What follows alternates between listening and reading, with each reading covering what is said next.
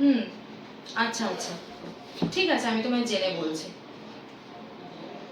অপূর্বদা, বলছি আমাকে একটা স্টুডেন্ট ফোন করেছিলেন, তো তিনি বলছেন যে তিনি এমটিএস এর জন্য ফর্ম ফিল আপ করবে, কিন্তু কোন স্টেটের জন্য করবে সেটা বুঝতে পারছেন না। এটা খুব ইম্পর্টেন্ট একটা কোয়েশ্চেন, এবং তোমরা সকলেই জানো 26শে জুন থেকে কিন্তু এসএসসি এমটিএস এর ফর্ম ফিল আপ স্টার্ট হচ্ছে।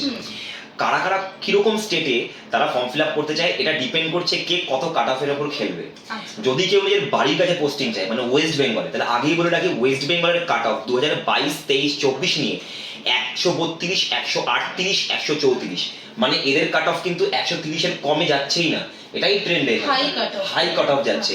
এবং এর থেকেও হাই কাট অফ আছে, যেখানে 146 চলে গেছে উত্তরাখণ্ডে বা ইউপিতে, 142 চলে গেছে।